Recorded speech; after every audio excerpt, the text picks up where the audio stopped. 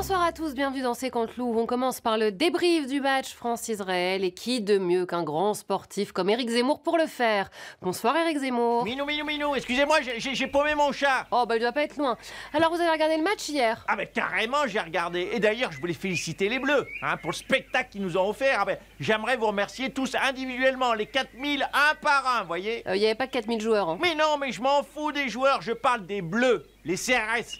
Qui nous ont donné un spectacle merveilleux. Ils étaient organisés, vifs sur le coup, ils ont couru partout. En tout cas, le match n'a pas fait vraiment recette au niveau des spectateurs. Le Stade de France a eu du mal à se remplir. Bah évidemment, c'est d'ailleurs encore les ravages du wokisme LFiste, voilà. L'extrême gauche boycotte les courageux sportifs israéliens, du coup, il n'y a personne dans les stades. Ah ben ça, pour voir Mylène Farmer au Stade de France, et ses danseurs non-binaires chanter « Je suis libertine », il y avait du monde. Mais pour soutenir le peuple juif, eh ben il n'y a plus personne. Non mais ça n'a rien à voir. Vous savez quoi? Cherchez votre chat plutôt. En direct du Puy du Fou, Philippe de Villiers, bonsoir. Marie-Laurence, arrêtez l'attraction, juste le temps d'interview, merci. Bien monsieur, on arrête tout. Merci Marie-Laurence. Philippe de Villiers, vous avez regardé le match? Ah ben sûrement pas, Gourgandine. Je vais peut-être vous étonner, mais c'est pas la France que j'aime, cette équipe Black Blanc Beurre là. Enfin... Black maintenant.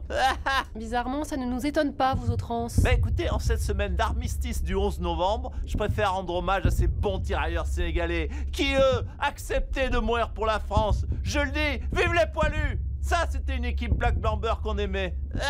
Ça va justement, le service national universel, cher à Emmanuel Macron, va-t-il disparaître faute de budget? François Hollande, bonsoir.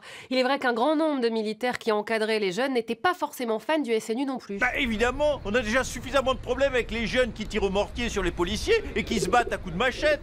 On n'allait pas en plus leur apprendre le Krav Maga et à dormir 4 heures par nuit pour se battre. C'est donc là que je suis intervenu et j'ai pesé de tout mon poids. Et je peux vous dire qu'il y en a. Pour qu'on arrête de former des délinquants à devenir des super délinquants.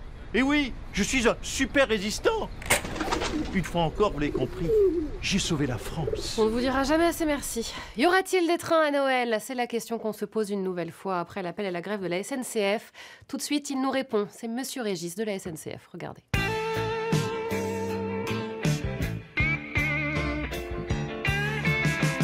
Y aura-t-il des trains à Noël? C'est la question qu'on se pose une nouvelle fois avec l'appel à la grève. Monsieur Régis, bonsoir. Bon, c'est comme chaque année, j'ai envie de dire. Et alors, ça te pose problème, les traditions? Noël, c'est des traditions. La bûche, le bêtisier de Noël, la grève SNCF de Noël. Non, mais c'est un peu pénible chaque année de se demander si on va pouvoir rejoindre notre famille. Mais pas du tout, c'est génial. Grâce à SNCF, vous retrouvez votre âme d'enfant. Ah oui? Oui, moi quand j'étais enfant à Noël, je voulais un train électrique. Et tout le mois de décembre, je me souviens, je me demandais, est-ce que j'aurais un train à Noël? Eh bien, grâce à SNCF, vous vous posez encore la question, même adulte. C'est ça, la magie de la SNCF. On s'en passerait quand même.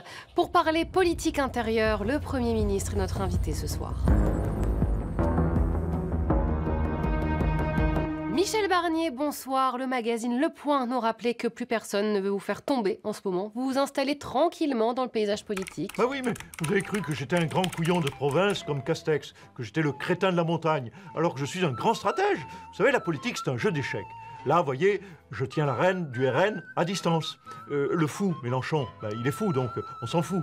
Et le roi, il est aux fraises, pas besoin de vous dire qui est le roi. Bref, j'avance mes pions, voyez-vous, pas à pas. Ah, vous êtes un grand joueur d'échecs. Mais pas du tout, je connais rien aux règles.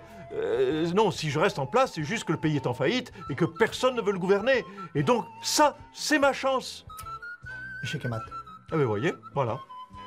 Merci. Effectivement, c'est pas un grand joueur. Emmanuel Macron, Michel Barnier a mis un petit tacle à Jean-François Copé en déclarant « Nous sommes attachés au 11 novembre férié ».